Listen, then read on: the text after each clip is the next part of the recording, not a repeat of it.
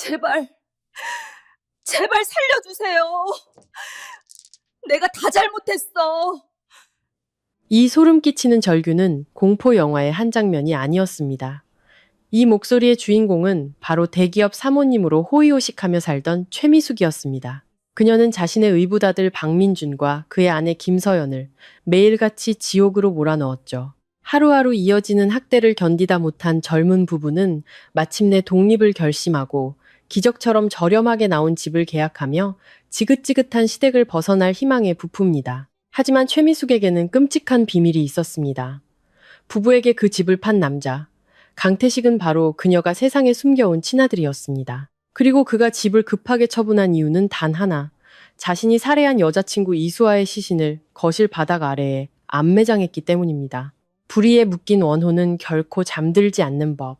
얼마 지나지 않아 새로 이사한 집은 복수심에 찬 울음소리로 가득 차게 되고 피와 흙으로 봉인된 진실은 마침내 세상 밖으로 기어나오기 시작합니다. 과연 이 집에는 어떤 끔찍한 비밀이 숨겨져 있을까요? 소름 끼치는 복수극의 결말을 확인하고 싶으시다면 지금 바로 마음정거장 채널을 구독하시고 좋아요를 눌러주세요. 박진우 회장은 소파에 앉아 찻잔을 들며 맞은편에 앉은 아들 부부에게 물었다. 그래서 집은 구한 게냐? 박민준과 그의 아내 김서연은 나란히 고개를 끄덕였다.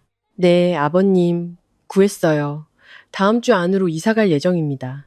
바로 그때 현관에서 최미숙 여사가 경멸과 비아냥이 가득한 얼굴로 들어왔다. 빠르면 빠를수록 좋지. 이 집엔 하루 종일 빈둥거리면서 밥만 축내는 식충이는 필요 없으니까. 남편의 아내인 서연은 시어머니의 목소리를 듣자마자 표정이 굳었다. 그 적대적인 태도의 속에서 분노가 치밀어 올랐다. 반박하려는 순간 민준이 그녀의 손을 꽉 잡았다. 그의 눈빛은 참아, 제발이라고 말하고 있었다. 최미숙이 이들 부부를 미워하는 데는 이유가 있었다. 그녀는 민준의 친어머니가 아니었다.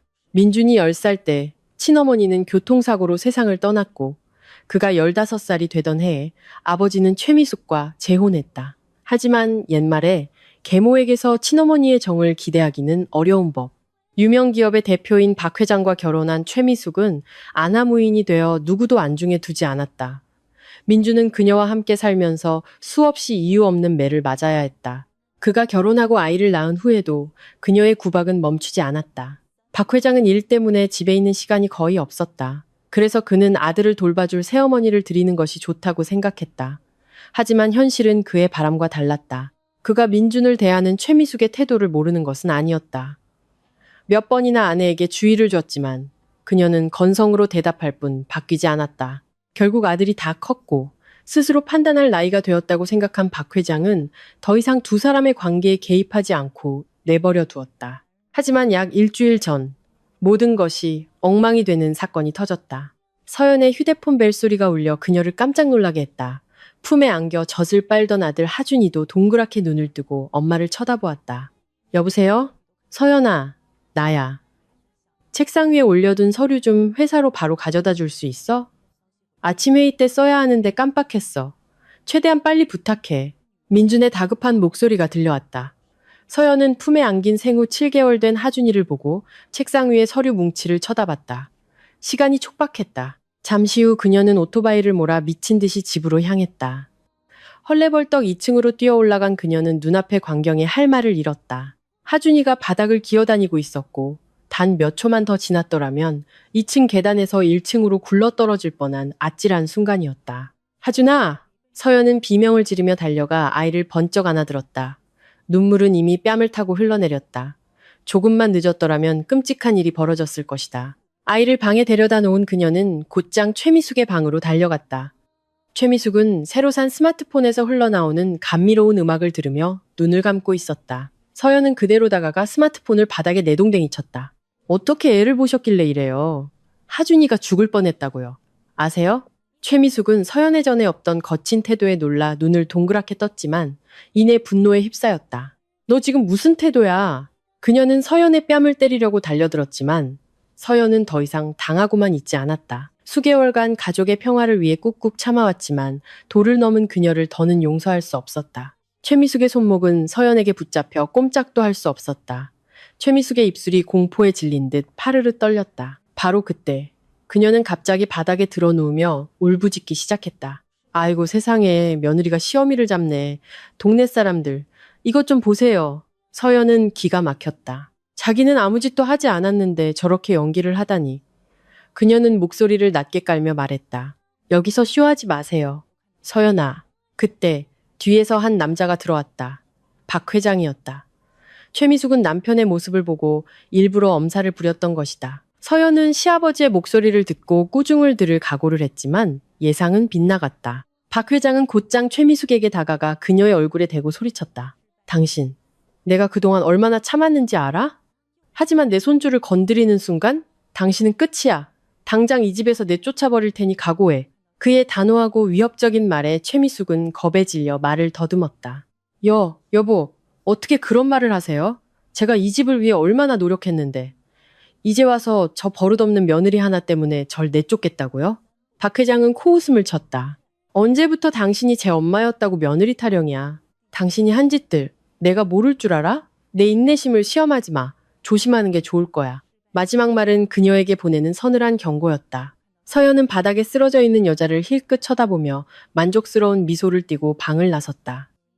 이 일로 인해 그녀는 사악한 계모와 마주치지 않기 위해 분가를 결심했다. 민준에게 이야기하자 그는 조금 걱정했다. 박 회장의 연세도 있으신데 자신들이 나가 살다가 무슨 일이라도 생기면 어쩌나 하는 마음에서였다. 하지만 다행히도 박 회장은 적극적으로 지지해 주었고 걱정되면 근처에 집을 구하면 되지 않겠냐고까지 말했다. 그렇게 부부는 부동산 중개업소에 연락했고 집에서 약 3km 떨어진 곳에 매물로 나온 집이 있다는 것을 알게 되었다. 사흘 뒤 민주는 집주인을 직접 만났다. 부부는 집이 마음에 쏙 들었다. 전체적인 풍수도 매우 좋아 보였다. 그런데 왜 집주인이 이렇게 급하게 집을 파는지 이해할 수 없었다. 강태식이라는 이름의 남자는 주위를 힐끗거리며 물었다. 어떠세요? 제 집 마음에 드십니까? 민주는 상대방의 닷한 눈과 어딘가 불안해 보이는 눈빛을 보며 그의 인성에 대해 약간의 의구심을 가졌지만 예의 바르게 대답했다. 저희 부부는 아주 마음에 듭니다. 괜찮으시다면 바로 계약하죠. 아, 좋죠. 좋아. 남자는 서둘러 대답했고 계약서는 순식간에 작성되었다. 민주는 강태식이 짐을 정리할 시간도 없이 바로 떠나는 모습에 조금 놀랐다. 마치 다시는 돌아오고 싶지 않다는 듯한 걸음걸이였다. 그 이상한 태도 때문에 부부는 의심을 떨칠 수 없었지만 지긋지긋한 계모에게서 벗어나고 싶다는 마음이 더 컸다. 더 이상 깊이 생각할 겨를도 없이 부부는 기쁨에 휩싸였다. 이제부터는 그녀의 과장된 몸짓과 식사 때마다 느껴지는 경멸적인 태도를 보지 않아도 되었다. 오늘이 이 집에서 보내는 마지막 날이었다. 민주는 서연이 더 이상 최미숙과 엮여서 문제 일으키는 것을 원치 않았다. 하지만 부부가 나서기도 전에 맞은편에 앉아있던 박 회장이 찻잔을 테이블에 세게 내려놓으며 눈을 부릅뜨고 소리쳤다. 당신 입 다물지 못해. 언제까지 소란을 피울 셈이야. 최미숙은 남편의 태도에 상처를 받았다. 이 집에 온 지 10년이 넘었지만 단 한 번도 남편의 사랑을 느껴본 적이 없었다. 가끔 그녀는 자신이 박 회장의 귀한 아들을 돌보기 위해 고용된 하녀일 뿐이라고 생각했다. 그래서 민준을 미워하고 심지어 잔인하게 대했다. 두 사람 사이에는 아이도 없었다. 하지만 그녀는 몰랐다. 어떤 하녀가 그녀처럼 호의호식하며 살고 매달 집에서 놀면서도 수천만 원을 외모 관리와 유흥에 쏟아붓는단 말인가? 서연은 최미숙이 꾸중을 듣는 것을 보고 비웃었다. 최미숙도 그 모습을 봤지만 박 회장 앞에서는 감히 무례한 태도를 보일 수 없었다. 그녀는 씩씩거리며 2층으로 올라갔다. 그제야 민준이 입을 열었다. 사흘 뒤에 조촐하게 집들이를 할까 해요. 아버님도 오셔서 즐거운 시간 보내세요. 박 회장은 아들의 어깨를 두드리며 부드럽게 말했다. 그래, 알겠다. 어서들 짐 정리하거라. 네. 다음 날 부부는 새 집으로 이사했다. 서연이 가장 마음에 들어한 것은 꽤 넓은 정원이 있다는 점이었다. 심지어 시원해 보이는 등나무 덩굴도 있었다. 이런 것들은 번화한 도시에서는 좀처럼 보기 힘든 풍경이었다. 그녀는 굳게 닫힌 문을 서둘러 열었다. 차가운 기운이 확 끼쳐와 순간 오싹했지만 곧 정신을 차렸다. 왜 그래 여보? 하준이를 안고 있던 민준이 다급하게 물었다. 서연은 고개를 저으며 애써 웃었다. 아니, 아무것도 아니야? 그때까지 주위를 두리번거리던 하준이가 집안을 보자 갑자기 울음을 터뜨렸다. 민준이 아무리 달래도 그치지 않았고 심지어 서연이 안아도 계속 울었다. 서연은 걱정이 되기 시작했다. 우리 아들 왜 그럴까? 뚝뚝. 5분 후 신기하게도 아이는 울음을 그쳤다. 얼굴은 눈물로 범벅이 된 채 알아들을 수 없는 옹알이를 했다. 부부는 아들의 기묘한 모습에 멋쩍게 웃었다. 낯선 집이라 그런가 봐. 안으로 들어선 서연은 깜짝 놀랐다.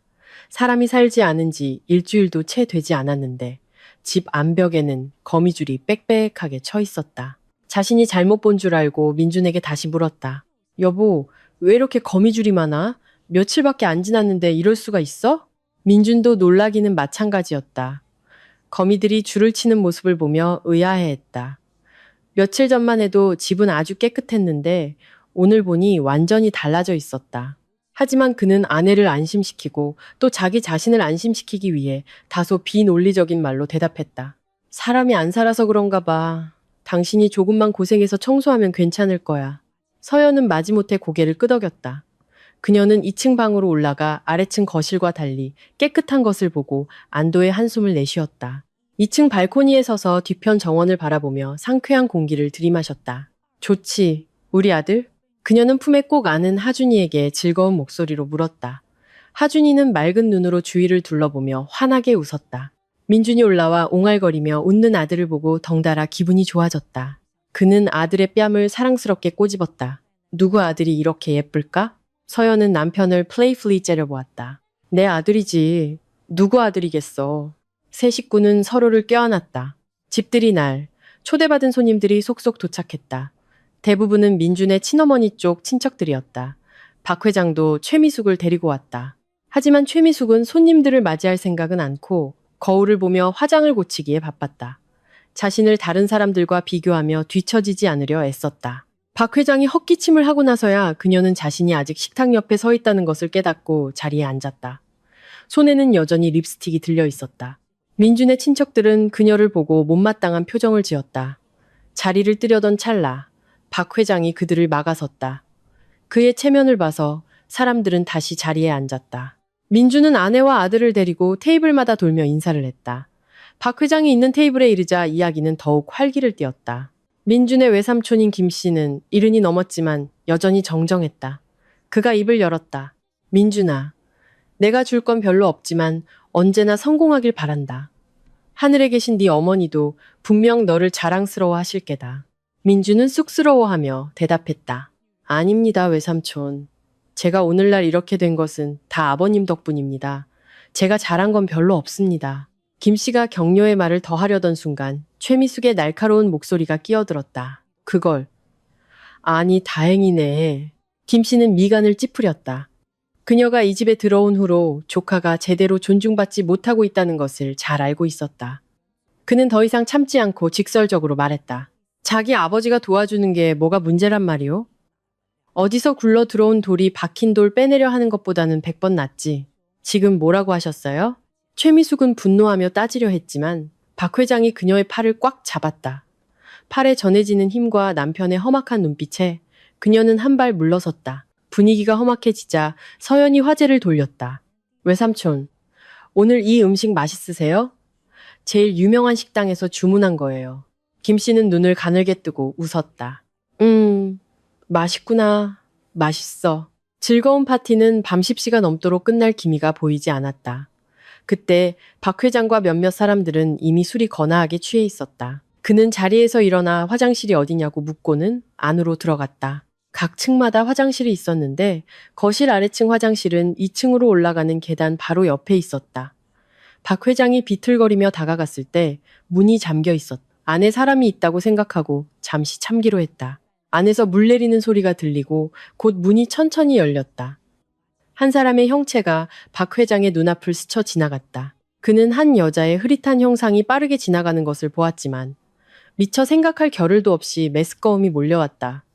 그는 급히 화장실로 달려가 먹은 것을 모두 토해냈다. 민준이 걱정스러운 얼굴로 달려왔다. 아버님, 괜찮으세요? 박 회장은 손을 저으며 웃었다. 괜찮다. 하지만 비틀거리는 박 회장의 모습을 본 민준은 안심할 수 없었다. 그는 아버지를 부축해 거실로 나왔다. 거실에 도착하자마자 박 회장은 맨 끝 테이블을 가리키며 말했다. 저기 저 아가씨 좀 낯선데 누구냐? 내 친구니? 민준은 아버지가 가리키는 곳을 쳐다보았지만 아무도 보이지 않았다. 그는 아버지가 취해서 헛것을 본다고 생각하고는 대수롭지 않게 여기며 계속 아버지를 부축했다. 박 회장은 여전히 고집을 부리며 같은 곳을 가리켰다. 그의 목소리에는 짜증이 섞여 있었다.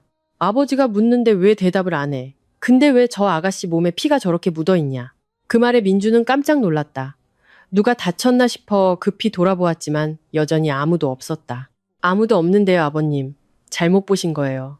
아니야, 저기 서 있잖니. 박 회장은 그 말을 끝으로 정신을 잃었다.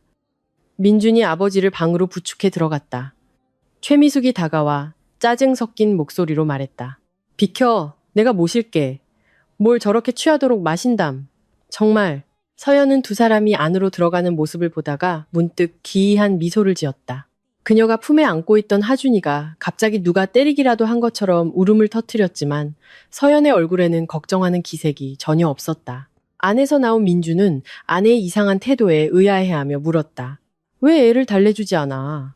그는 손을 뻗어 하준이를 안으려 했지만 서연은 아무 반응이 없었다. 민주는 아내의 눈에서 순간적으로 스쳐 지나가는 원한의 빛을 보고 섬뜩했다. 그가 더 묻기도 전에 서연은 몸을 돌려 2층 방으로 올라가 버렸다. 그가 뒤에서 부르는 소리에도 아랑곳하지 않았다. 하준이는 엄마 품에서 벗어나자 울음을 그쳤다. 눈에는 눈물이 그렁그렁 맺힌 채 아빠에게 꼭 매달렸다. 민주는 방 안을 둘러보았다. 어느새 손님들은 모두 사라지고 없었다. 모든 것이 너무나 빨리 정리된 것도 이상했다. 그는 의문을 품은 채 2층 방으로 올라갔다. 술 기운 때문인지 머리가 띵했다. 방에 올라가니 서연이 벽 쪽으로 돌아 누워 자고 있었다. 그는 이상하게 생각했다. 평소 같으면 아이가 잠들기 전까지는 절대 먼저 눕지 않는 아내였다. 하지만 오늘은 피곤했으려니 생각하고 아이를 아기 침대에 눕혔다. 그가 잠자리에 들기도 전에 어느새 깊은 잠에 빠져들었다. 민준 씨, 민준 씨. 누군가 부르는 소리에 민주는 잠에서 깼다. 서연이 미간을 찌푸린 채 그를 보고 있었다. 왜 나 안 도와주고 먼저 올라와서 자요? 아까 외삼촌이 불렀는데도 듣지도 않고. 어? 당신이 먼저 올라온 거 아니었어? 무슨 소리예요? 내가 얼마나 바빴는데. 내가 하준이 안고 있으니까 당신이 애를 휙 낚아채서 올라가 버렸잖아요. 민주는 자신이 들은 말을 믿을 수 없었다. 그는 급히 아래층으로 내려갔다. 아직 몇몇 사람들이 설거지를 하고 있었다. 그렇다면 방금 전 그가 본 것은 무엇이었을까? 그리고 침대에 누워있던 사람은 누구였을까? 그는 아내에게 모든 것을 이야기했지만 그녀는 웃으며 대답했다. 너무 많이 마셨나 보네요. 전부 헛것을 본 거예요. 민주는 믿을 수 없었다. 그는 술을 많이 마시지 않았고 자신의 주량을 잘 알고 있었다. 하지만 달리 설명할 방법이 없었다. 서연은 혼란스러워하는 남편을 보고 방에 가서 쉬라고, 아이는 자기가 보겠다고 했다. 방에 들어서니 아이는 얌전히 누워 있었다. 민주는 안심했다. 하지만 그가 서연이라고 생각했던 여자가 누워있던 침대 쪽으로 시선을 돌리자 순간 오싹했다.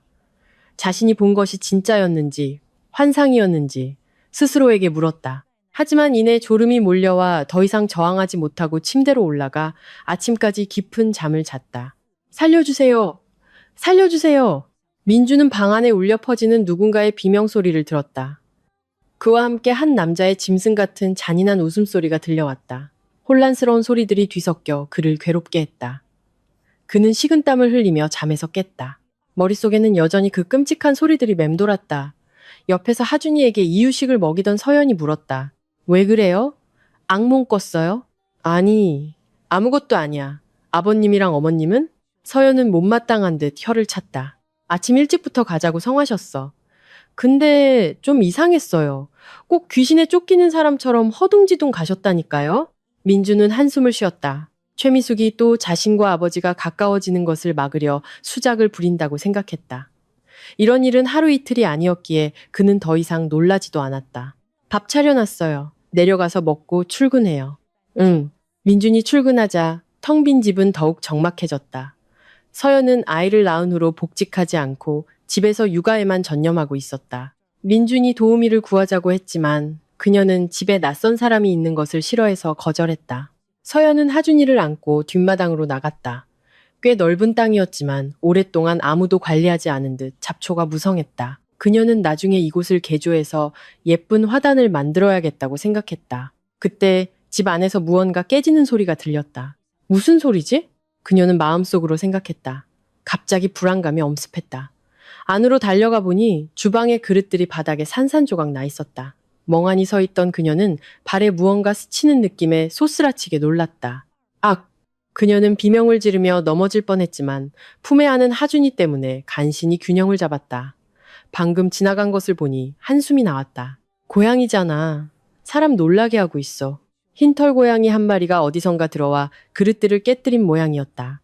짜증이 났지만 하준이를 안고 있어서 일단은 그대로 두기로 했다. 그녀는 고양이를 집 밖으로 내보내려고 했지만 고양이는 거실 한가운데에 버티고 서서 꼼짝도 하지 않았다. 입으로는 으르렁거리며 털을 곤두세웠다. 마치 위험한 무언가를 만난 것처럼. 서연은 이상하게 생각했다. 그녀가 엉덩이를 툭툭 쳐도 고양이는 전혀 움직이지 않았다. 갑자기 고양이는 날카로운 비명을 지르며 바닥에 날카로운 발톱을 긁어댔다. 서연은 거실 중앙의 카펫이 고양이 발톱에 찢어지는 것을 보고 화가 나서 소리쳤지만 고양이는 아랑곳하지 않고 계속해서 카펫을 긁어댔다. 너무 화가 난 그녀가 소리를 지르자 고양이는 어느새 사라지고 없었다. 그녀는 앞으로 문을 꼭 닫아두어 외부의 동물들이 먹이를 찾아 들어오지 못하게 해야겠다고 다짐했다. 하준이가 잠들자 그녀는 아이를 요람에 눕혔다. 요람은 주방에 두어 아이를 보기 편하게 했다. 그녀는 냉장고에서 돼지갈비를 꺼냈다. 민준이 가장 좋아하는 제육볶음을 할 생각이었다. 이 요리를 보면 남편이 얼마나 기뻐하며 자신을 껴안아줄지 상상하며 미소 지었다.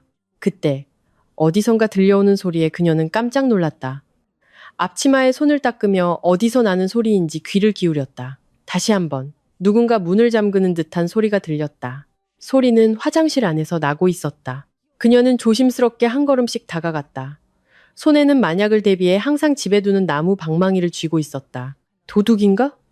아니, 도둑이 왜 화장실에 들어가? 혹시 민준 씨가? 그녀는 혼잣말을 하며 스스로에게 답했다. 마당을 내다보았지만 차가 없었다.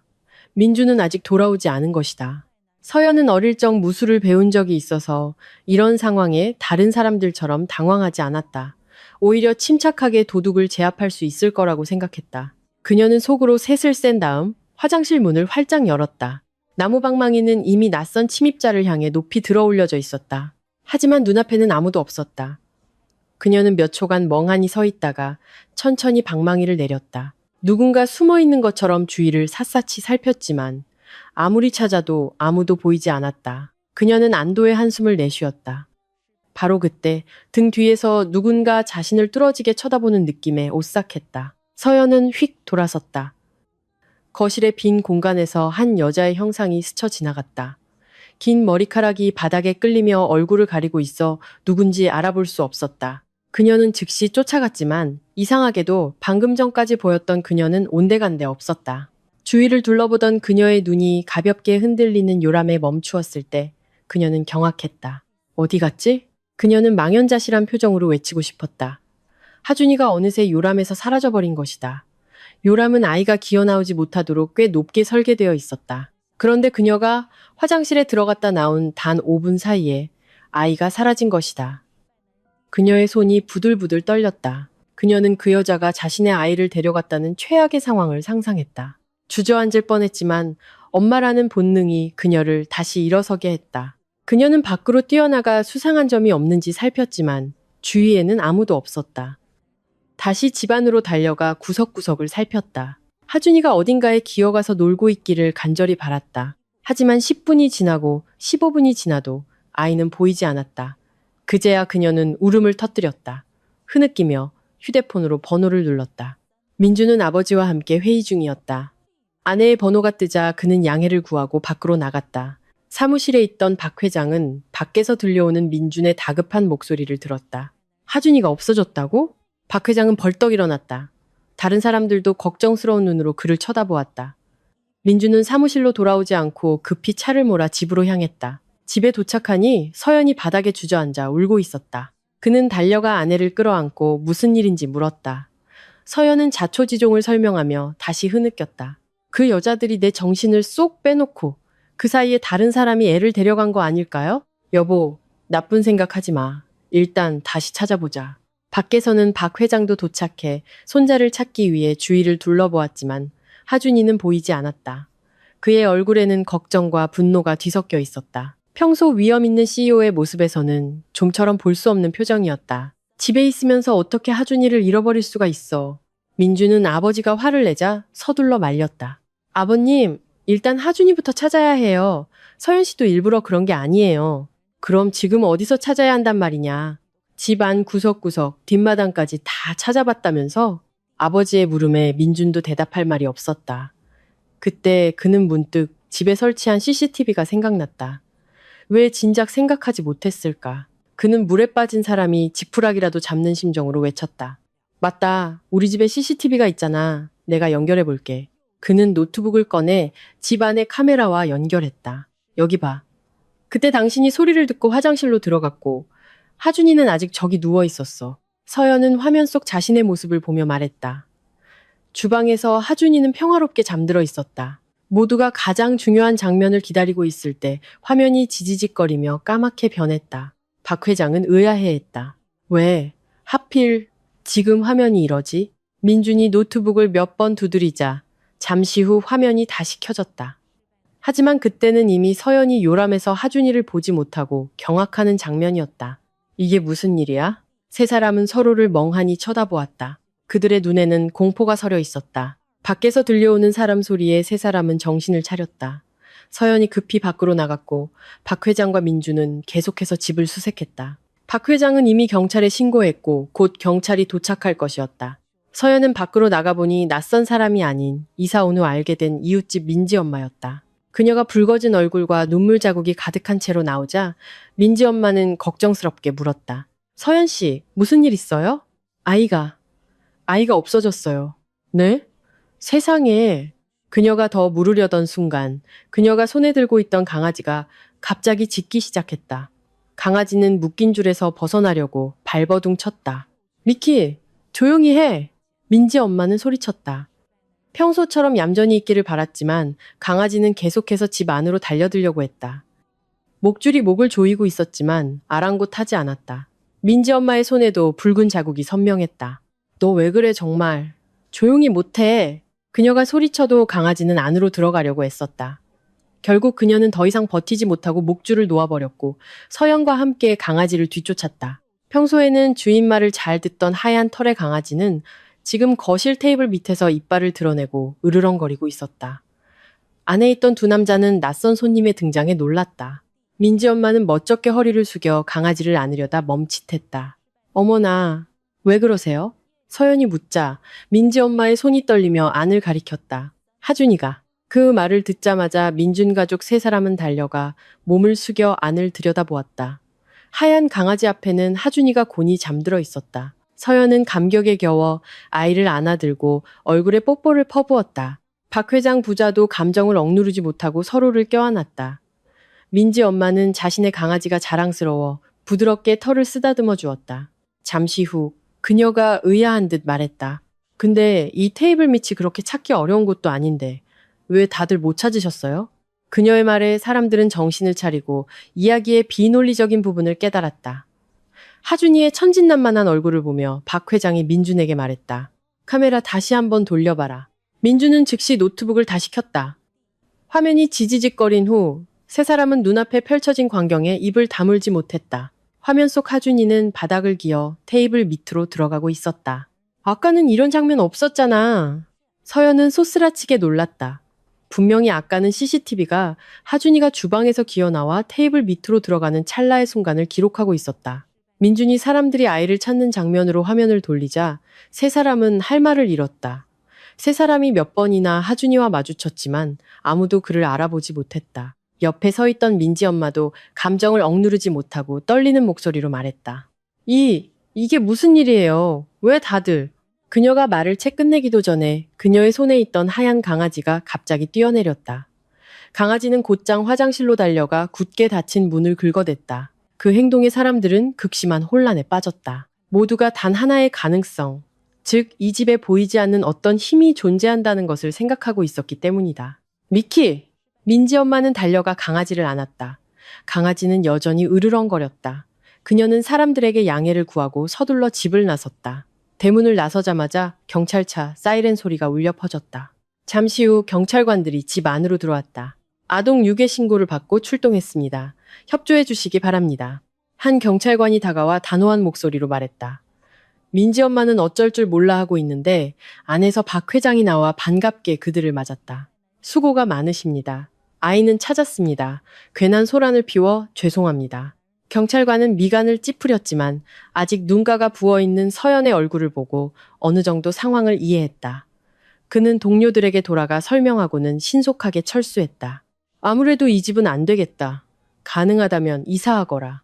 민주는 아버지가 무슨 생각을 하는지 알았지만 미신을 믿지 않았고 그런 허황된 것을 신뢰할 수도 없었다. 그래서 그는 즉시 반박했다. 이제 막 산 집인데요, 아버님. 좀 더 지켜보고 결정할게요. 너는 그게 이상하다고 생각하지 않느냐? 며칠 더 있다가는 큰일 나겠다. 알겠습니다. 며칠 더 생각해 볼게요. 박 회장은 아들의 고집을 알기에 더 이상 말하지 않고 집을 나섰다. 가기 전에 그는 잊지 않고 당부했다. 무슨 일 있으면 꼭 연락해라. 네. 방금 전까지 사람 소리로 시끄러웠던 집은 다시 정적에 휩싸였다. 서연도 더 이상 저녁을 준비할 기분이 아니었다. 그녀는 마치 하준이가 어디론가 사라질까봐 두려운 듯 아이를 꼭 껴안고 있었다. 민주는 테이블 위에 놓인 휴대폰을 들고 단골 식당에 전화를 걸었다. 네, 알겠습니다. 주문을 마친 민주는 서연 옆에 앉았다. 그는 아내의 어깨를 감싸며 위로했다. 괜찮아, 여보. 다 잘 될 거야? 서연은 여전히 불안감을 떨치지 못했다. 그녀는 남편을 보며 떨리는 목소리로 말했다. 오늘 하준이한테 무슨 일이라도 있었으면 전 죽었을 거예요. 그녀는 다시 남편의 어깨에 고개를 묻고 흐느꼈다. 하준이는 엄마가 우는 것을 아는지 잠에서 깨어나 작은 손으로 엄마의 얼굴을 쓰다듬었다.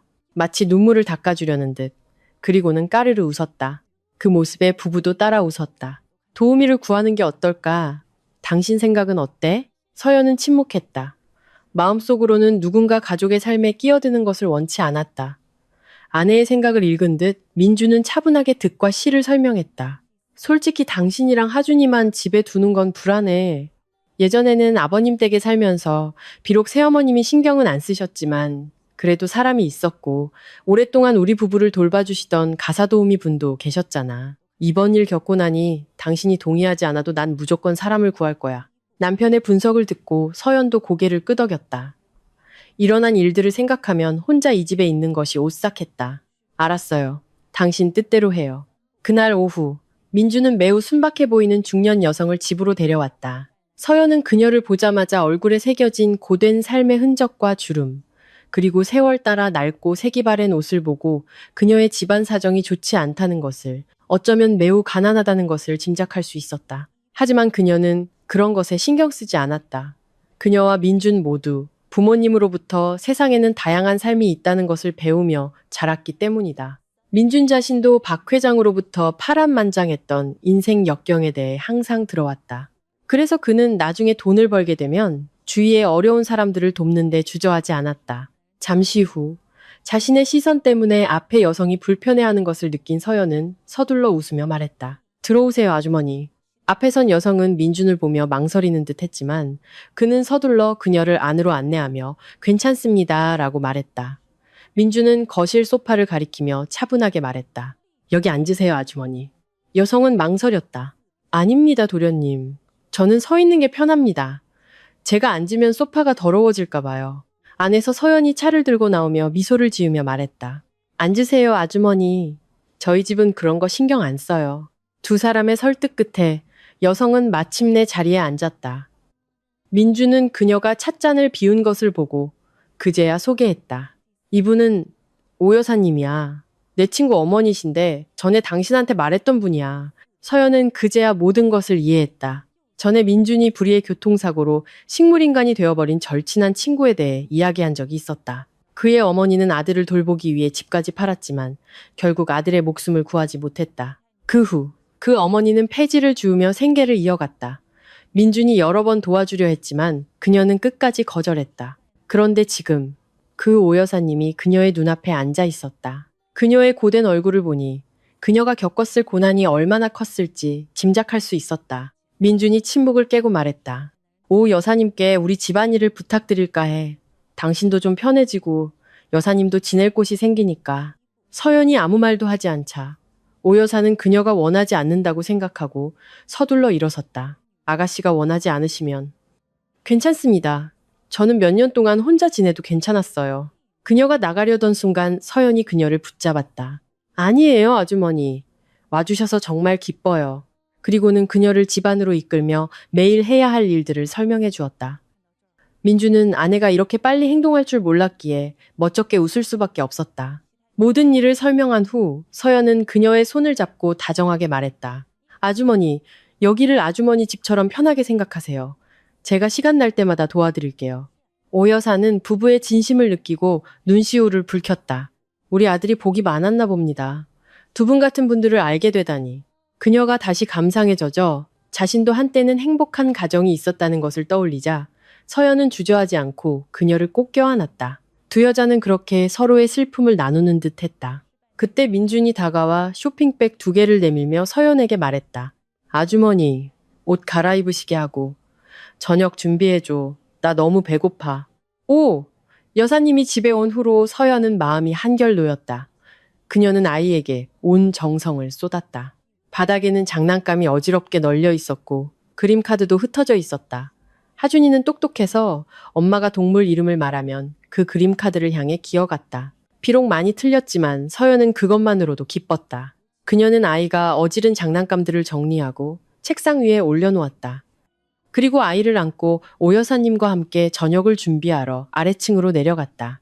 방금 전까지 살짝 열려있던 방문이 어느새 굳게 닫혀 있었다. 안에서는 무언가 부서지고 깨지는 소리가 들려왔다. 15분 후 서연은 잊어버린 휴대폰을 가지러 다시 올라갔다. 이상하게도 아무리 손잡이를 돌려도 문이 열리지 않았다. 짜증이 나서 어찌할 바를 모르고 있는데 딸깍하는 소리가 들렸다. 신기하게도 문이 저절로 열렸다. 안으로 들어선 그녀는 눈앞의 광경에 놀랐다. 방금 전 깔끔하게 정리해둔 장난감들이 다시 바닥에 어지럽게 흩어져 있었다. 망연자실한 순간 그녀는 매우 익숙한 소리를 들었다. 태엽으로 가는 장난감 자동차 소리였다. 그녀의 심장은 두려움에 쿵쾅거렸지만 호기심이 그녀를 소리가 나는 곳으로 이끌었다. 서연은 바람에 흔들리는 커튼 안쪽을 조심스럽게 들여다보았다. 며칠 전 아들에게 사준 장난감 탱크가 계속해서 집 구석에 부딪히고 있었다. 저게 뭐지? 서연은 탱크가 부딪히는 곳, 구석에 놓인 검은 물체를 보고 혼잣말을 했다. 차가 왜 저절로 움직이는지 무서웠지만 그것이 자신의 휴대폰이라는 것을 깨닫고 다가갔다. 왜 저기 있지? 분명히 장난감들이랑 같이 책상 위에 뒀는데. 장난감 차의 기계음이 갑자기 멈췄다. 서연은 다가가 바닥에 떨어진 휴대폰을 주워들고 다른 장난감들처럼 떨어져서 고장나지 않았는지 확인하기 위해 급히 전원을 켰다. 하지만 화면을 본 그녀는 비명을 지르며 휴대폰을 반대편 벽으로 던져버렸다. 그녀의 비명 소리를 들은 오 여사가 하준이를 안고 급히 올라왔다. 서연이 구석에 넋이 나간 채 공포에 질린 눈으로 앉아있는 것을 보고 걱정스럽게 물었다. 아가씨, 왜 그러세요? 서연은 아무 말도 못하고 휴대폰을 가리키며 더듬거렸다. 피가. 오 여사는 하준이를 내려놓고 주변 장난감들과 놀게 한 뒤 액정이 깨진 휴대폰을 주워들었다. 하지만 그녀는 아무런 이상한 점도 발견하지 못했다. 휴대폰은 비록 깨졌지만 화면에는 서연 부부가 행복하게 껴안고 있는 사진이 그대로 떠 있었다. 오 여사는 그것을 서연에게 보여주었다. 아무것도 없는데요, 아가씨. 서연은 눈을 비볐다. 자신의 눈을 믿을 수 없었다. 분명히 아까 화면에서 피가 흘러나오고 어떤 여자 얼굴이 화면에 부딪히면서 저한테 살려주세요, 살려주세요 라고 소리쳤단 말이에요. 오 여사는 혀를 차며 어떻게 설명해야 할지 몰랐다. 결국 그녀는 서연을 달랬다. 아마 아가씨가 너무 피곤해서 헛것을 본 모양입니다. 서연이 반박할 틈도 주지 않고 그녀는 서둘러 서연과 하준이를 데리고 아래층으로 내려갔다. 방을 나서면서 서연은 뒤를 돌아보고 경악했다. 장난감 탱크가 다시 저절로 움직이고 있었다. 그리고 그것이 향하는 곳은 바로 그녀가 방금 나온 방문이었다. 아주머니, 제 말 믿어주세요. 제가 본 건 진짜예요. 서연은 하준이를 아는 채 오 여사를 믿게 하려고 아이처럼 그녀를 졸졸 따라다니며 설명했다. 오 여사는 요리를 하면서 대꾸했다. 아가씨가 뭘 보셨는지 저는 잘 모르겠습니다만 좀 비현실적인 것 같네요. 지금은 아무리 설명해도 오 여사가 믿지 않을 거라는 것을 알고 서연은 입을 다물었다. 그녀는 민준에게 바로 이야기해서 해결책을 찾아야겠다고 생각했다. 한편 한 호텔방에서 강태식은 환각제에 취해 있었다. 그는 천상의 꿈을 꾸고 있었고 무엇보다도 그 끔찍한 집에서 벗어난 것에 기뻐했다. 그는 20대 초반에 한 여자의 목숨을 앗아갔던 운명의 그날을 떠올리며 비열한 미소를 지었다. 아깝긴 했지. 그냥 인신매매단에 팔아넘겼으면 더 좋았을 텐데. 그는 살인이 마치 자신에게 익숙한 일인 양 통쾌하게 웃었다. 그는 그 원혼이 여전히 자신을 따라다니며 복수할 기회를 노리고 있다는 것을 까맣게 모르고 있었다. 그날 민주는 꽤 늦게 돌아왔다. 오후 6시가 되어서야 회사에서 나왔다. 회사 정문에서 그는 경비 아저씨와 즐겁게 이야기를 나누고 있었다. 한창 이야기를 하던 중 길 건너편에서 들려오는 비통한 울음소리에 그의 시선이 멈췄다. 무슨 일인지 유심히 보고 있는데 경비 아저씨가 먼저 입을 열었다. 참 안 됐어. 딸이 보름째 행방불명이라 저렇게 가족들이 애타게 찾고 있다네. 그제야 민주는 실종자를 찾는 전단지라는 것을 알았다. 경비 아저씨는 덧붙였다. 이것 봐. 그 아가씨 사진이야. 여기저기 붙어 있으니 자네도 혹시 보게 되면 연락 좀 해주게. 그러면서 그는 어디선가 흑백 사진 한 장을 꺼냈다. 종이에는 이수아 20세.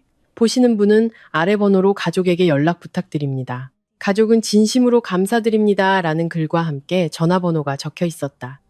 민주는 사진 속 실종된 여성의 젊고 예쁜 얼굴을 잠시 바라보았다. 사진 속 그녀는 환하게 웃고 있었고 눈은 기쁨으로 반짝였다. 민주는 전단지를 가방에 넣으며 중얼거렸다. 세상 일은 정말 알 수가 없구나.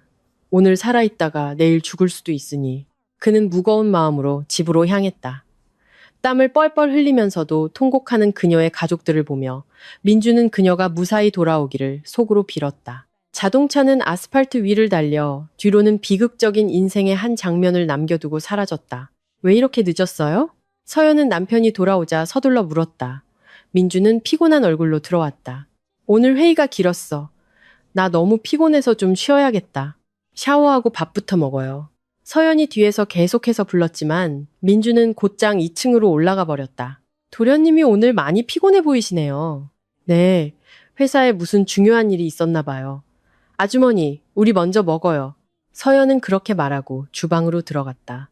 원래는 남편에게 오늘 겪은 이상한 일들을 이야기하려고 했지만 그의 지친 모습을 보고는 참기로 했다. 나중에 적당한 때를 봐서 이야기하기로 마음먹었다. 민주는 방에 올라가자마자 푹신한 침대에 몸을 던졌다. 이상하게도 그 여자의 가족들이 그녀를 찾는 모습을 본 후로 마음이 무거워졌다. 심지어 자신이 결코 겪어본 적 없는 막연한 기억들 때문에 두통까지 느껴졌다. 그는 이런저런 생각에 잠겨 있다가 눈앞에 나타난 피투성이 여자의 모습에 소스라치게 놀랐다. 그녀는 그에게 손을 뻗으며 알아들을 수 없는 말을 중얼거렸다. 오지마, 오지마. 그는 비명을 지르며 벌떡 일어났다. 꿈이었다. 하지만 이상하게도 지금 이 순간에도 뚝뚝 떨어지는 핏방울 소리가 들리는 것 같았다. 마치 꿈이 아니라 현실인 것처럼. 그는 숨을 헐떡이며 방금 전 여자가 서 있던 곳을 급히 돌아보았다. 아무런 흔적도 없었다. 그는 안심했다. 그때 그의 옆에서 휴대폰 벨이 울렸다. 발신인은 박 회장이었다. 네, 아버님. 그는 나른한 몸을 이끌고 아래층으로 내려가며 전화를 받았다. 그래. 요즘 별일 없느냐? 박 회장의 낮고 잠긴 목소리가 들려왔다. 네. 민주는 끔찍했던 꿈 이야기를 하려다 간신히 참았다. 만약 이야기하면 아버지가 자신을 억지로 집으로 데려갈 것이 뻔했다. 그리고 설령 귀신이 정말 있다고 해도 그는 그 여자가 자신의 가족을 해치려는 것이 아니라 무언가 말하고 싶어 하는 것 같다고 느꼈다. 아들의 대답이 없자 박 회장은 걱정스럽게 물었다. 왜 그러냐? 무슨 일 있는 거냐? 민주는 정신을 차리고 서둘러 대답했다. 그때 그는 이미 1층에 내려와 있었다. 아니에요, 아버님.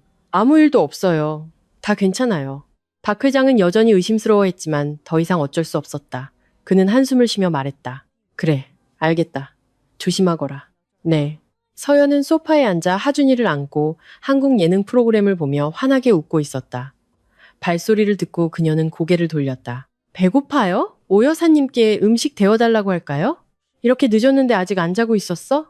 민주는 그녀 옆에 앉아 하준이의 뺨을 사랑스럽게 꼬집고는 아이를 번쩍 들어 자기 무릎에 앉혔다. 서연은 웃다가 무언가 생각난 듯 종이 한 장을 꺼내며 남편에게 물었다. 이게 왜 우리 집에 있는지 모르겠어요. 이렇게 예쁜 아가씨가 실종됐다니 너무 안타까워요. 서연은 한숨을 쉬었지만 민주는 놀라서 눈을 동그랗게 떴다. 이건 경비 아저씨가 나한테 준 전단지잖아? 그는 놀랐다. 분명히 가방에 넣어두고 꺼낸 적이 없는데 어떻게 여기에 있을 수 있을까? 그는 멍하니 사진을 쳐다보다가 매우 익숙한 무언가를 발견했다. 수아라는 여자의 뺨에 작지만 눈에 잘 띄는 점이 있었다. 그리고 그의 꿈에 나타난 여자의 얼굴에도 똑같은 점이 있었다. 설마 민주는 말을 잇지 못하고 머릿속의 생각을 떨쳐버리려 애썼다. 아마 집에 돌아올 때 전단지가 가방에서 떨어졌을 것이고 불쌍한 그녀에 대한 연민이 꿈에까지 영향을 미친 것이라고 생각했다. 여보세요? 강태식은 담배를 피우며 창밖을 내다보았다. 걔를 만났어. 걔가 날 죽이려고 해. 전화기 너머에서 떨리는 목소리가 들려왔다. 무슨 소리야? 누굴 만났는데? 누가 죽여? 태식은 벌떡 일어나 소리쳤다. 누구긴 누구야? 네가 죽인 그 애지! 내가 시키는 대로 부적도 붙였잖아. 어떻게 다시 찾아올 수가 있어? 난 지금 아주 잘 살고 있으니까. 당신 일은 당신이 알아서 해. 네가 감히 네 엄마한테. 그녀가 말을 다 끝내기도 전에 그는 전화를 끊어 침대에 던져버렸다. 그는 손가락 사이에 낀 담배를 피우며 희뿌연 연기를 내뿜었다. 그리고는 비웃었다. 겁은 많아가지고. 쓸데없는 상상으로 자기 자신을 놀라게 하고 있어. 그 집에서 벗어났는데 어딜 갈 수 있겠어? 그의 무심한 태도와는 달리 전화기 너머의 여자는 구석에 웅크리고 있었다. 마치 숨을 곳을 찾는 죄인처럼. 그녀는 휴대폰을 꽉 쥐고 이를 갈았다. 죽어서도 편히 가지 못하는구나. 그리고는 갑자기 미친 듯이 웃기 시작했다. 호화로운 방 안에 그녀의 소름 끼치는 웃음소리가 울려 퍼졌다. 맞아. 걔는 봉인됐어. 어떻게 날 찾아오겠어. 곧 혼이 흩어져 사라질 거야. 그녀가 미친 생각에 잠겨 있을 때 등 뒤에서 들려오는 목소리에 깜짝 놀랐다. 당신 왜 그래? 갑자기 웃으니까 무섭잖아. 그 여자는 다름 아닌 최미숙이었고 목소리의 주인공은 박 회장이었다. 최미숙은 당황해서 어쩔 줄 몰라 하고 있는데 박 회장이 덧붙였다. 민준이네 집에서 돌아온 후부터 당신 좀 이상해. 무슨 일 있었어? 최미숙은 말을 더듬었다. 아무것도 아니에요. 아무것도 아닌데 그날 아침에 나를 그렇게 서둘러 끌고 나오고 방에만 틀어박혀 있는 건 뭔데? 박 회장은 그녀에게 바싹 다가가며 진실을 말하라는 듯 압박했다. 그는 누구보다 아내의 성격을 잘 알고 있었다. 그녀는 결코 얌전히 집에만 있을 사람이 아니었다. 그날 아침 최미숙은 극도로 공포에 질린 채 동이 트자마자 그를 끌고 집으로 돌아왔다.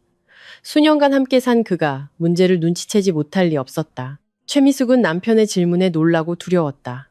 그녀는 그날 겪었던 일을 떠올리는 것조차 무서웠다. 그날 밤 민준에게서 남편을 부축해받은 후 그녀는 힘겹게 남편을 침대에 눕혔다. 남편의 숨결에서 풍기는 지독한 술 냄새에 그녀는 역겨움을 느꼈다. 심지어 잠을 잘 때도 코를 막고 다른 쪽으로 돌아 누워야 했다. 새벽 3시 그녀는 밖에서 누군가 문을 두드리는 소리를 들었다. 민준 부부라고 생각한 그녀는 하품을 하며 짜증을 냈다. 이 밤중에 왜 불러 정말. 할 말 있으면 그냥 말해. 하지만 이상하게도 그녀가 아무리 짜증을 내도 밖의 사람은 대답 없이 계속해서 규칙적으로 문을 두드렸다. 기계처럼 설정된 듯한 박자였다. 최미숙은 밖의 사람이 민준이나 서연이라고 생각하고 남편이 깨지 않도록 목소리를 낮춰 말했다. 누구야, 밖에? 너희들 이제 아주 버릇이 없어졌구나. 더 이상 기다리지 않고 그녀는 씩씩거리며 다가가 문을 확 열었다. 입은 이미 온갖 욕설을 퍼부을 준비가 되어 있었다. 하지만 눈앞에 펼쳐진 광경은 그녀를 오줌을 쌀 정도로 겁에 질리게 했다. 그녀는 눈앞에 서 있는 여자가 누구인지 알아보고 말을 더듬었다. 하지만 평범한 모습이 아니었다. 소름 끼치도록 기괴했다. 머리카락은 길게 늘어져 얼굴 전체를 가리고 있었고 머리부터 발끝까지 피투성이었다. 맨발은 오래된 시체처럼 검푸르게 변해 있었다. 그녀의 말에 답하듯 여자의 얼굴이 서서히 드러났다. 원한에 찬 눈빛은 그녀를 산채로 잡아먹을 듯 했다. 안 돼. 넌 분명히 죽었잖아. 살려주세요. 살려주세요, 여보. 그녀는 미친 사람처럼 비명을 지르며 뒷걸음질 쳤지만 아무도 대답하지 않았다.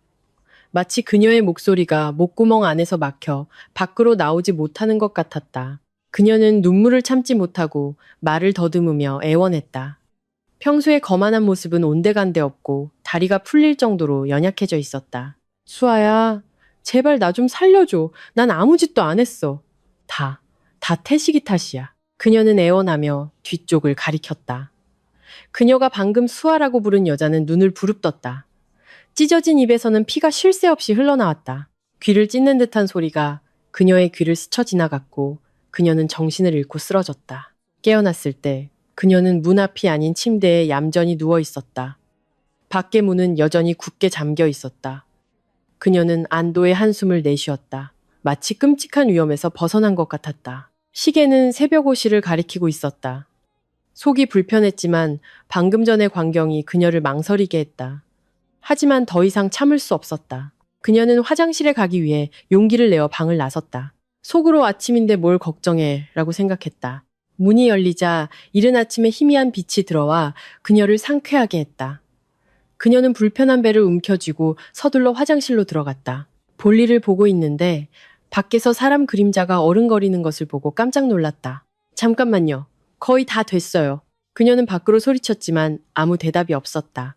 그녀는 안에서 문을 잠갔으니 누가 방해할 걱정은 없다고 생각하고 무시했다. 잠시 후 다시 보니 사람 그림자는 사라지고 없었다. 그녀는 일어나 바지를 올리고 벽에 걸린 큰 거울로 다가갔다. 하룻밤 사이에 이렇게 늙었네. 그녀는 얼굴을 톡톡 치며 어느새 생긴 눈가의 주름을 바라보았다. 외모를 중시하는 그녀에게는 용납할 수 없는 일이었다. 그녀는 허리를 숙여 얼굴에 찬물을 끼얹었다. 차가운 물이 그녀를 더욱 정신 차리게 했다. 얼굴을 위에서 아래로 쓸어내리던 그녀는 거울에 비친 다른 사람의 형상에 숨이 떴을 뻔했다. 그것은 다름 아닌 수아였다. 그녀는 그녀의 귀에 얼굴을 바싹 대고 있었다. 뚝뚝 떨어지는 핏방울이 그녀의 어깨에 떨어져 등골을 오싹하게 했다. 그녀는 비명을 지르며 밖으로 뛰쳐나갔다. 나오자마자 비틀거리며 걸어오던 박 회장과 부딪혔다. 그가 반응할 틈도 주지 않고 그녀는 그의 팔을 잡아 끌고 밖으로 나갔다. 가요, 가요, 여보. 더 이상 여기 있으면 안 돼요. 박 회장은 영문을 몰랐지만 그녀를 따라 나섰다. 그는 화장실에 가려던 생각도 잊어버렸다. 차에 올라탄 최미숙은 커튼 뒤에서 자신을 쏘아보는 붉은 눈빛을 얼핏 보았다. 지금 박 회장이 다시 그 일을 들추자 그녀는 여전히 두려움을 억누를 수 없었지만 그 앞에서 티를 낼 수는 없었다. 그녀는 단호하게 말했다. 저 괜찮아요. 걱정하지 마세요. 그리고는 밖으로 나가버렸다. 다시 민준의 가족 이야기로 돌아와서 서연과 이야기를 나눈 후 민준의 기분은 한결 나아졌다. 하지만 아내가 아침에 겪었던 이야기를 듣자 그는 다시 심각해졌다. 한참을 생각한 후에야 입을 열었다. 내 생각엔 그 여자가 우리 가족을 해치려는 게 아니라 도움을 청하고 있는 것 같아. 도움이요? 서연은 놀라서 되물었다.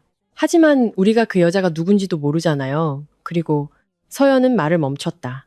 솔직히 그녀는 무서웠다. 민주는 그것을 알고 서둘러 아내를 위로했다. 도움을 청하는 사람이 어떻게 우리를 해치겠어.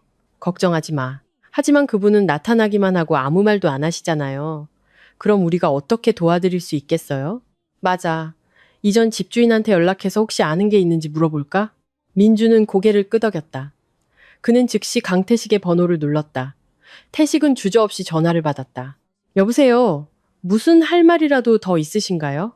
민주는 잠시 망설였지만 상황이 상황인지라 솔직하게 말했다. 솔직히 말씀드리면 며칠 전부터 이 집에 이사 온 후로 계속 한 여자가 살려달라고 하는 꿈을 꿉니다. 혹시 예전에 여기 사셨을 때 무슨 이상한 일은 없었나요? 그 말을 들은 상대방은 깜짝 놀랐다. 그는 자신이 봉인했다고 생각했던 원혼이 다시 돌아와 구원을 요청할 줄은 꿈에도 몰랐다. 그는 식은땀을 흘리며 입술을 떨었지만 애써 침착하게 대답했다. 아무것도 없었습니다. 아마 낯선 집이라 헛것을 보신 모양이네요. 그럼 이만 끊겠습니다. 그는 서둘러 말을 끊고 전화를 끊어버렸다. 민준이 더 물어보려던 순간 뚜뚜뚜 하는 소리가 들려 그는 한숨을 쉬었다. 서연도 옆에서 조금 들었는지 서둘러 물었다. 어떻게 됐어요? 왜 이렇게 빨리 끊어요? 아무것도 모른대요. 민주는 방금 전 그의 말투를 떠올렸다. 강태식은 분명히 무언가를 피하고 있었고 그의 태도는 이 사건이 그와 관련이 있을지도 모른다는 의심을 더욱 키웠다. 민주는 손에 들고 있던 휴대폰을 돌리다가 갑자기 바닥에 떨어뜨렸다. 그는 허리를 숙이다가 발밑에 카펫이 몇 군데 찢어져 있는 것을 보고 놀랐다. 이게 뭐야 여보? 서연은 찢어진 자국을 보고 낮은 목소리로 대답했다. 지난번에 낯선 고양이가 갑자기 들어와서 긁어놨어요. 새것 사는 걸 깜빡했네요. 앞으로는 집에 있을 때 주의 좀 잘 살펴. 마당이 넓어서 뱀 같은 게 들어오면 큰일이야. 두 사람의 대화에 주방에서 설거지를 하던 오 여사도 고개를 내밀었다. 민준의 모습을 본 그녀는 서둘러 물었다. 도련님, 뭐 드실 거라도 끓여드릴까요? 아니에요, 아주머니. 라면 하나만 끓여주세요. 갑자기 먹고 싶네요. 밤에 라면은 몸에 안 좋아요, 도련님. 제가 남은 밥이랑 반찬 데워드릴게요. 오 여사의 정성에 민주는 어쩔 수 없이 따랐다. 마침 그의 배도 꼬르륵 소리를 내며 비어있음을 알리고 있었다. 이 평화로운 풍경과는 대조적으로 호화로운 호텔방에서 강태식은 머리를 쥐어뜯고 있었다. 말도 안 돼. 말도 안 돼. 그는 계속해서 중얼거리다가 벌떡 일어나 이를 악물었다. 그 점쟁이를 찾아가서 따져야겠어. 다음날 아침 일찍 그는 호텔 로비로 내려가 택시를 타고 지난주에 갔던 곳으로 향했다. 도시 외곽의 꽤 번듯한 집 앞에 섰다. 안은 여전히 사람들로 북적였다. 그는 주저하지 않고 안으로 뛰어들었다. 몇몇 사람들이 그의 험악한 태도를 보고 말리려 했지만 모두 바닥에 내동댕이 쳐졌다. 그는 살기 가득한 얼굴로 집 안으로 곧장 들어갔다. 황법사 어디 있어? 황법사. 그때 화려한 옷을 입은 한 남자가 제단 앞에서 현란하게 춤을 추고 있었다. 그는 갑자기 멈칫했다. 바닥에 엎드려 절을 하던 사람들도 놀라서 고개를 들었다. 보조무당인 듯한 여자가 다가왔다. 누구신데 이러십니까? 순서를 기다리셔야 합니다. 밖으로 나가주세요. 그녀는 손님을 내보내려는 듯 손을 내밀었지만 강태식은 점을 보러 온 것이 아니었다. 그는 이 가짜 점쟁이에게 따지러 온 것이었다. 그는 여자를 옆으로 밀치고 달려가 황법사의 멱살을 잡았다. 이 사기꾼 영감, 죽고 싶어? 강태식이 옷을 꽉 잡자 법사의 얼굴이 창백해졌다. 그는 겁에 질려 몇 마디 더듬거렸다. 너는. 그 말에 강태식은 더욱 화가 나서 그를 바닥에 내동댕이 쳤다. 그리고 그의 배를 발로 짓밟았다. 날 기억 못한다고는 하지 마시지? 법사는 잠시 생각하더니 그를 손가락으로 가리켰다. 너는 강태식이구나. 그래, 나다. 네가 했던 말 기억하나? 당연히 기억하지. 하지만 내가 너한테 부적을 줬잖아. 마지막 말은 그가 일부러 목소리를 낮춰 강태식에게만 들리게 했다. 강태식은 이곳 사람들이 자신의 비밀을 알게 해서는 안 된다는 것을 깨닫고 눈짓을 보냈다. 황법사는 알아차리고 방금 전에 보조무당에게 몇 마디 이르고는 서둘러 일어섰다. 방금 전 놀랐던 사람들은 황법사가 그를 내쫓는 것을 보고 의아해했다. 밖에 있던 사람들도 보조무당에게서 돌아가라는 말을 들었다. 하지만 오늘 일로 인해 그의 명성은 분명히 떨어질 것이고 사람들의 신뢰도 예전 같지 않을 것이다. 이제 모든 걸 솔직하게 말해. 황법사는 바닥에 깔린 돗자리에 앉으며 말했다. 강태식도 주저하지 않고 자신이 아는 모든 것을 털어놓았다. 이야기를 들은 황법사는 짧은 수염을 쓰다듬으며 태연한 척했지만 속으로는 매우 불안해했다. 아마 그녀가 원기가 된 모양이군. 내 부적도 더 이상 소용이 없어. 그의 말에 강태식은 바닥을 주먹으로 치며 소리쳤다. 그게 무슨 소리야? 한 달 안에 그녀의 혼이 흩어질 거라고 했잖아. 그는 몰랐다. 그가 항상 믿었던 황법사는 사실 절에서 스님을 모시다가 도둑질을 일삼아 쫓겨난 반쪽짜리 수행자라는 것을. 진정해. 내가 막지 못하면 도와줄 수 있는 사람이 있어. 다만 법사는 말을 끊고 주위를 둘러보았다. 그 모습에 강태식은 더욱 초조해졌다. 계속 말 돌릴 거야? 내가 당신 죽이는 꼴 보고 싶어? 그는 다가가 바지 주머니에서 작지만 매우 날카로운 칼을 꺼냈다. 황법사는 늙은 여우였지만 죽는 것은 매우 두려워했다. 그는 서둘러 손을 저으며 밖을 가리켰다. 오늘 네가 내 손님들을 다 쫓아냈으니 어떻게 할 셈이냐? 그제야 강태식은 상황을 파악했다. 그는 비웃으며 말했다. 돈에 미친 영감 같으니 내가 손해보게 하진 않을 테니 방법이나 알려줘.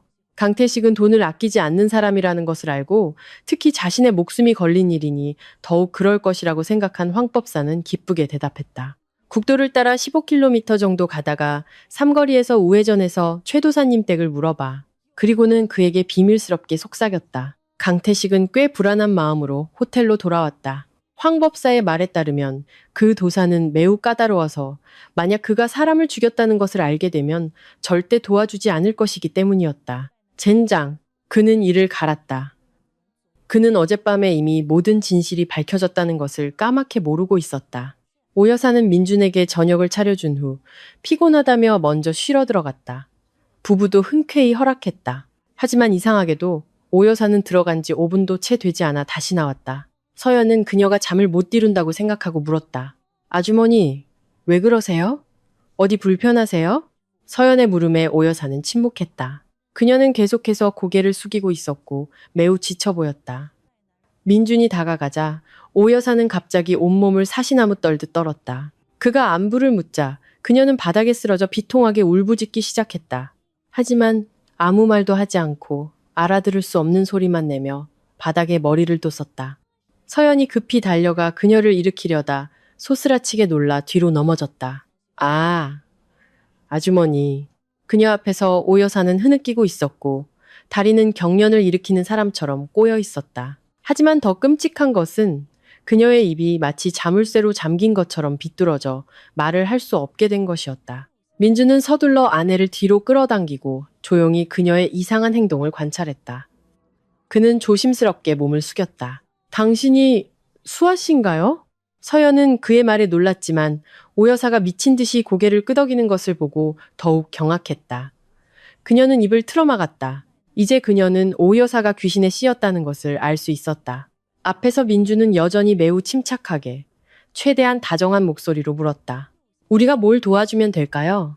그 말을 듣자 오 여사는 더욱 격렬하게 울부짖으며 자신이 앉아있던 카펫을 미친 듯이 손으로 쳤다. 민주는 의아해하며 물었다. 카펫 아래에 뭔가 있나요? 오 여사는 고개를 끄덕였다. 그녀는 힘겹게 몸을 일으켜 카펫 밖으로 기어나왔다. 민준이 다가가 긁힌 자국이 난 카펫을 걷어올렸다. 흠집 하나 없이 반짝이는 타일 바닥이 드러났다. 너무 깨끗해서 천장이 비칠 정도였다. 그때 오 여사는 더욱 격렬하게 소리를 지르며 기절했다. 아주머니! 아주머니! 서연은 놀라서 오 여사를 부축했다. 민주는 그때 무언가를 깨달은 듯했다. 그는 서둘러 창고로 달려가 망치를 가져왔다. 주저하지 않고 그는 바닥을 세게 내리쳤다. 많은 시간이 걸릴 것이라고 생각했지만 의외로 바닥은 쉽게 부서졌다. 그리고 바로 그때 민주는 자신의 눈을 믿을 수 없었다. 사람이 죽어 있어. 그는 아래에 있는 한 여자의 시신을 발견하고 경악하며 말을 더듬었다. 요란한 경찰 사이렌 소리가 동네 전체를 뒤흔들었다. 집바닥 아래에서 살해된 시신을 안매장한 충격적인 사건이 세상에 알려졌다. 경찰관들이 도착해 민준에게 경례를 하고는 신속하게 현장으로 들어갔다. 다른 동료들은 집안 세 사람의 진술을 받았다.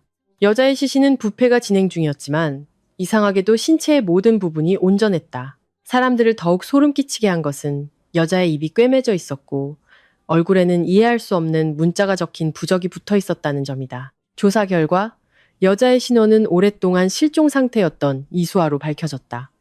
경찰은 또한 수사를 통해 범인이 이 집의 전 주인이었던 강태식이라는 것을 신속하게 밝혀냈다. 강태식은 그때까지도 아무것도 모른 채 황법사의 안내에 따라 꽤 외진 곳으로 가고 있었다.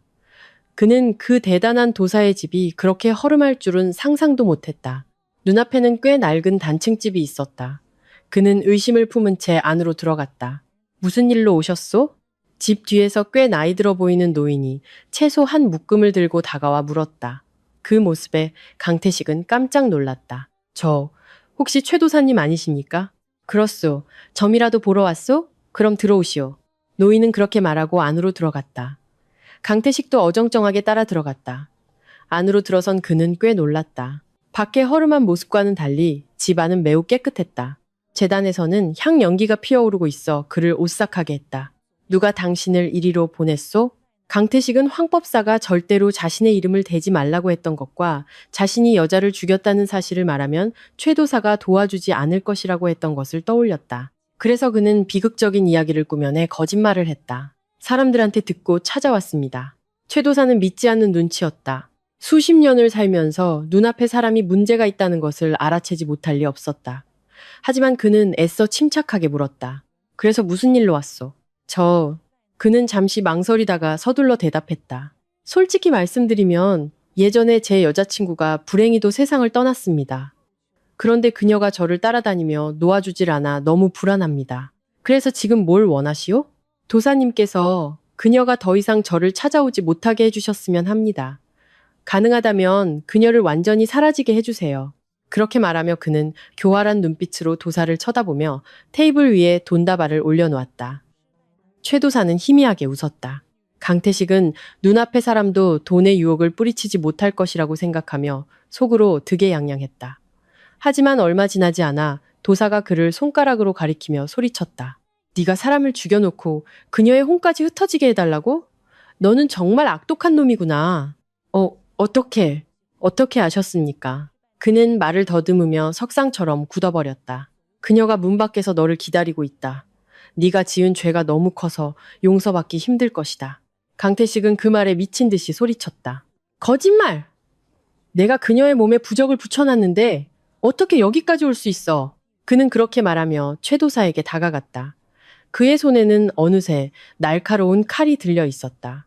최도사는 꼼짝도 하지 않고 서 있었다. 마치 그가 자신을 해치지 못할 것이라는 것을 아는 듯했다. 강태식이 다가서는 순간 갑자기 모든 문이 활짝 열리며 벽에 부딪혔다. 갑자기 왜 바람이 불지?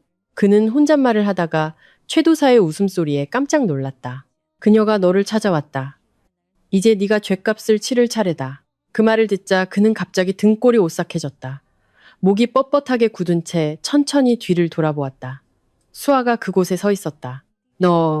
그는 끔찍한 모습으로 나타난 수아를 보고 입을 쩍 벌렸다. 그녀는 문 앞에 서서 눈을 부릅뜨고 기괴하게 웃고 있었다. 태식 씨, 나 너무 아파. 너무 아파. 그는 두 손으로 귀를 막고 그 원한에 찬 목소리가 자신의 마음속으로 들어오지 못하게 했다. 그는 소리쳤다. 그의 난폭한 본성은 여전했다. 내가 너를 한 번 죽였으니 두 번도 죽일 수 있어. 이 멍청한 것. 그는 화살처럼 달려나가 손에 든 칼을 그녀를 향해 던졌다. 강태식 씨, 살인 혐의로 체포합니다. 그는 정신을 차리고 보니 눈앞에 있는 것은 수아가 아니라 경찰복을 입은 사람이었다. 경찰. 그는 놀라서 발버둥 쳤지만 이미 양팔은 뒤로 묶인 채였다. 심지어 바닥에 짓눌려 있었다. 그는 소리쳤다. 내가 뭘 했다고? 날 잡아가. 경찰관이 대답했다. 우리는 당신이 방금 한 말을 모두 들었습니다. 당신의 말은 법정에서 증거가 될 수 있습니다. 협조해 주시기 바랍니다. 그제야 그는 자신의 일이 발각되었고 이제는 도망칠 수도 없다는 것을 깨달았다. 경찰은 범인을 발견한 후 그를 감시하기 위해 계획을 세웠고 이곳에 와서 밖에서 잠복하던 중 그의 자백을 모두 들었던 것이다. 부인할 수 없는 증거 앞에 그는 법의 관용을 바라며 신속하게 죄를 인정했다. 수아는 그의 여자친구였다. 그녀는 착하고 능력 있는 여자였다.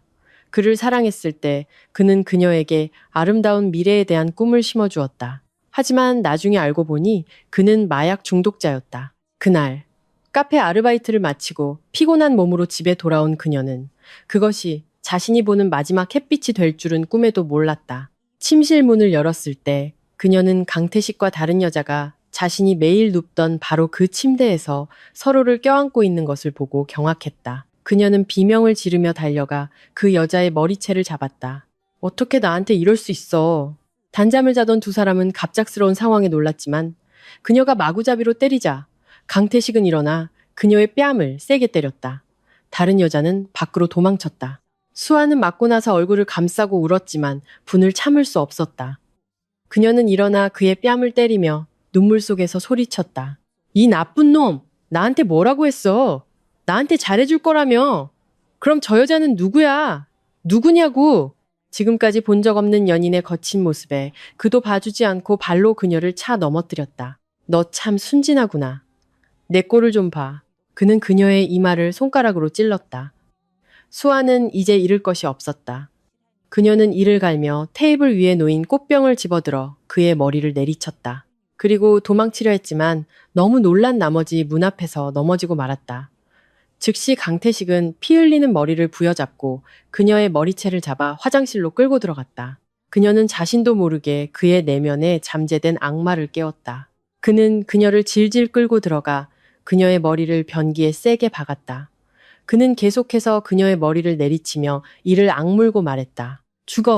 죽어버려. 그가 진정했을 때, 더 정확히는 그의 팔이 지쳐서 멈췄을 때, 바닥에는 피가 흥건했고 수아는 변기에 머리를 박은 채 쓰러져 있었다. 그는 그제야 겁이 나서 그녀의 몸을 발로 툭툭 쳐보았다. 조금이라도 움직이기를 바랐지만 그녀는 이미 머리가 으스러진 채 미동도 없었다. 태식아, 너 무슨 짓을 한 거야?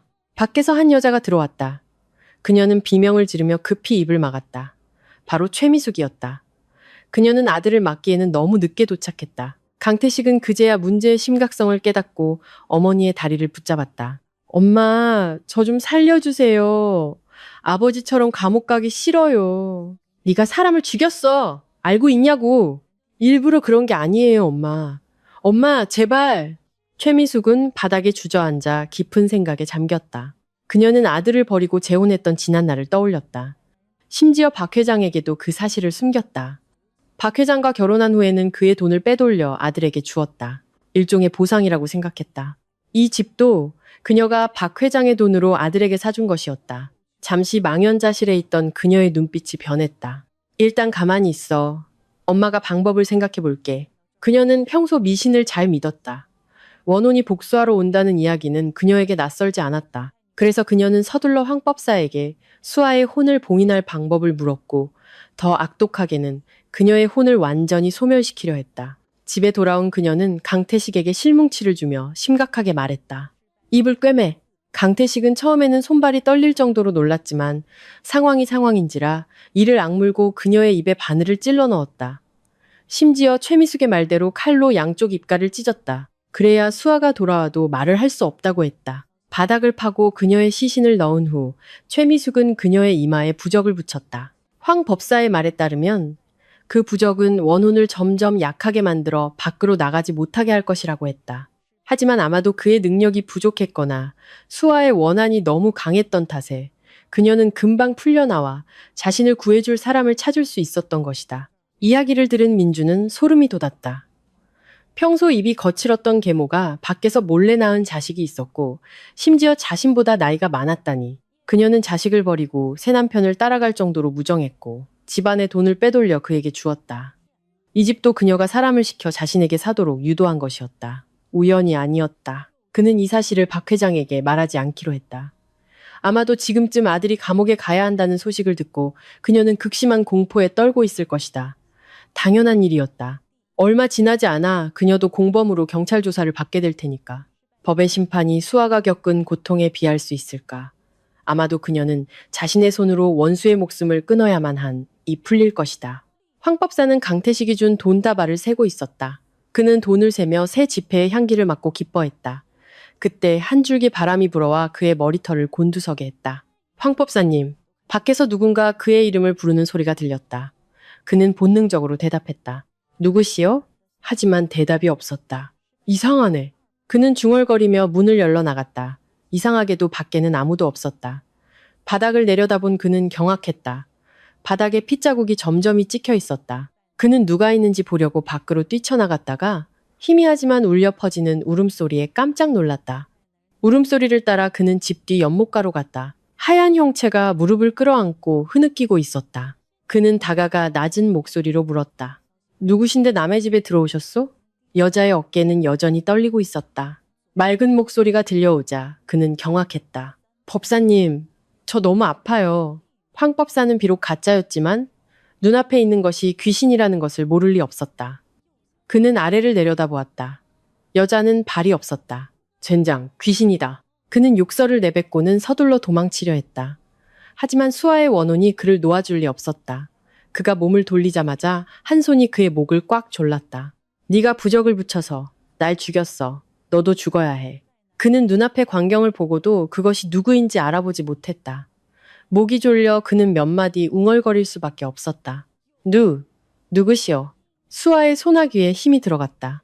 그녀는 이를 악물고 말했다. 날 기억 못해? 기억 안 나냐고. 그녀는 이를 갈며 자신의 얼굴을 그의 얼굴에 바싹 댔다. 구더기들이 그의 입으로 기어들어가 그는 고통에 몸부림쳤지만 꼼짝할 수 없었다. 아니, 넌 반드시 죽어야 해. 그리고는 기괴하게 웃었다. 황법사는 눈을 부릅떴다. 흰자위가 눈 전체를 덮었고 칠귀에서 피가 쏟아져 나왔다. 죽기 직전 그는 목에서 우두둑하는 소리를 들었다. 그의 몸은 힘없이 늘어지며 서서히 숨이 멎었다. 밤바람은 어느새 더욱 거세져 마치 이 황량한 곳의 끔찍한 분위기에 어울리는 듯 했다. 교도소 철창 안에서 강태식은 바닥에 웅크리고 누워 있었다. 그는 예전에 자유분방하고 흥청망청 놀던 시절을 떠올리며 한탄했다. 자신이 몇 년 형을 받게 될지 알 수 없었지만 지금 그는 후회보다는 원망이 더 컸다. 그는 자신을 이 지경으로 만든 귀찮은 연인을 저주했다. 그는 죽은 연인을 저주하며 다시 한번 자신의 손으로 그녀의 목을 조르고 싶다고 생각했다. 나를 찾았어? 그는 귓가에 누군가 말하는 소리를 들었지만 주위에는 어둠 속에서 윙윙거리는 모기들 뿐이었다. 아무도 없었다. 그는 몸을 일으켜 주위를 둘러보고는 다시 누워 팔을 이마에 올렸다. 젠장. 대체 뭐야? 그는 얼굴에 무언가 뚝뚝 떨어지는 것을 느끼고 욕설을 내뱉었다. 손으로 닦아보니 핏빛이었다. 이게 대체 뭐야? 그는 서서히 어둠에 익숙해지며 그 액체가 떨어지는 천장으로 시선을 옮겼다. 끔찍한 비명소리가 터져나왔다. 그는 미친 듯이 소리쳤다. 이 망할 것! 아직도 날 따라다니는 거냐? 그렇다. 천장에 수아가 매달려 있었다.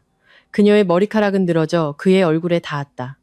마치 못이 그의 몸을 꿰뚫는 것 같았다. 머리의 상처에서는 여전히 핏방울이 뚝뚝 떨어졌다. 붉게 타오르는 원한의 눈빛이 그의 간담을 꿰뚫었다. 태식 씨. 예전에는 그를 황홀하게 했던 이 부름이 지금은 그를 오싹하게 했다. 사랑스럽게 들렸던 목소리는 사실 원한으로 가득 차 있었다. 그는 어느새 구석으로 물러나 그 기괴한 광경을 보지 않으려고 두 눈을 가렸다. 하지만 아무리 애써도 그 모습은 그의 머릿속에서 사라지지 않았다. 수아는 네 발로 기어 천장에서 바닥으로 내려왔다. 그녀는 찢어진 입을 크게 벌리고 미친 듯이 소리쳤다. 눈 떠! 눈 뜨고 날 봐! 그가 공포에 질려 오줌을 싸고 있었지만 그녀는 아랑곳하지 않고 뼈만 남은 손을 그의 얼굴로 뻗었다. 날카로운 손톱이 달린 두 손가락이 그의 눈을 파고들었다. 강태식은 고통에 몸부림쳤지만 아무도 도와주러 오지 않았다. 수아는 그의 두 눈알을 손에 들고 기괴하게 웃었다. 맞은편에서 강태식은 눈알이 없어진 두 눈구멍을 부여잡고 피를 흘리고 있었다. 그는 더욱 공포에 질렸다. 그때 수아가 속삭였다. 조용히 해. 다른 사람들이 듣겠어. 그가 대답할 틈도 주지 않고 그녀는 두 손톱으로 그의 입가를 찢었다. 더 찢어! 더! 다음날 아침. 당직 교도관은 수감자가 죽어있는 것을 발견하고 경악했다. 특히 시신은 매우 끔찍했다. 그들이 CCTV를 확인했을 때 그들은 자신의 눈을 믿을 수 없었다. 그가 스스로 눈을 파고 입을 찢는 모습이 찍혀 있었다. 더욱 놀라운 것은 바로 옆방의 수감자들과 교도관조차 그의 비명소리를 전혀 듣지 못했다는 점이다. 마치 그의 감방이 다른 공간과 완전히 분리되어 모든 소리가 밖으로 나가지 못하고 응축된 것 같았다. 죽을 때까지 그는 몰랐다. 그의 어머니이자 공범이었던 그녀가 아들의 마지막 얼굴을 보러 올 정신도 없었다는 것을. 경찰이 그녀를 데리러 왔을 때 최미숙은 이미 미쳐 있었다. 그녀는 항상 무릎을 꿇고 손을 모아 누군가에게 빌고 있었다. 그녀는 박 회장에게 눈앞에 누군가를 쫓아달라고 애원했지만 박 회장은 아무도 보지 못했고 설령 보았다고 해도 도와줄 마음이 없었다. 수년간 그녀가 자신을 속여온 것으로 충분했다. 그는 더 이상 이 더러운 인간과 엮이고 싶지 않았다. 이상하고 기이한 행동 때문에 최미숙은 형을 받지 않고 정신병원에 입원했다. 그녀는 고독하게 살았다. 다른 미친 사람들과는 달랐다. 그녀 곁에는 항상 원혼이 따라다니며 그녀가 저지른 죄악을 매일같이 상기시켜 주었다. 아마도 그것이 그녀에게는 가장 고통스러운 형벌이었을 것이다. 죽음은 오히려 해방이었을 것이다. 모두가 자신의 죄악에 대해 마땅한 대가를 치렀다.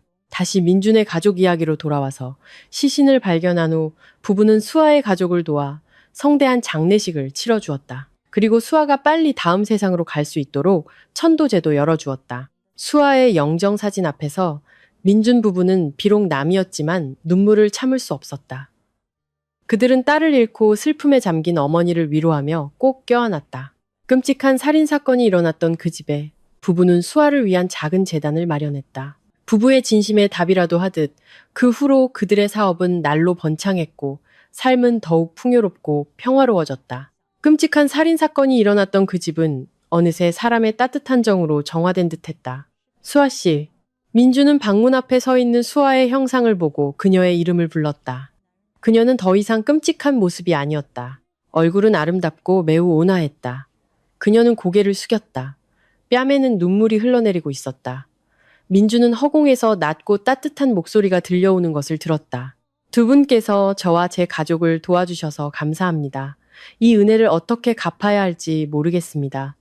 이제 저도 저승으로 가야 할 시간이 되었습니다. 두 분, 걱정 마세요. 제가 두 분의 가족을 지켜드리겠습니다. 그렇게 말하고 그녀는 다시 한번 고개를 숙였다. 앞에서 민준도 눈물을 흘리며 부드럽게 대답했다. 편히 가세요. 그리고 그녀의 형상은 먼 곳의 빗속으로 서서히 사라졌다. 민준은 잠에서 깼다. 옆에서 서연이 흐느끼고 있는 것을 보았다. 이야기를 나누고 보니 두 사람은 똑같은 꿈을 꾸었다는 것을 알게 되었다. 모두가 바라던 일이 마침내 일어났다. 수아는 원한을 풀고 다음 세상으로 떠난 것이다. 다음 날 아침, 부부는 최미숙이 입원해 있는 정신병원 앞에 섰다. 안으로 들어서니 다른 환자들과는 달리 최미숙은 놀랍게도 창가에 조용히 앉아 있었다. 그녀의 손에는 누가 주었는지 모를 염주가 쥐어져 있었다. 부부는 마침내 수아가 그녀를 용서했다는 것을 알았다. 하지만 그녀에게는 양심의 가책이 매일같이 그녀의 몸을 갉아먹고 있었다. 사랑하는 사람들이 죽고 남은 사람은 무관심한 채 홀로 세상에 남겨진 것보다 더 비참한 일이 있을까. 예전과 달리 깡마른 그녀의 모습을 보니 부부는 마음이 아팠다. 비록 그녀가 과거에 악하게 살았지만 선한 마음을 가진 부부는 그녀를 돌보기로 했다. 그날 이후 부부는 자주 그녀를 찾아갔다. 비록 그녀는 더 이상 두 사람을 기억하지 못했지만 아마도 그것이 앞으로 더 좋은 관계를 위한 새로운 시작이었을 것이다.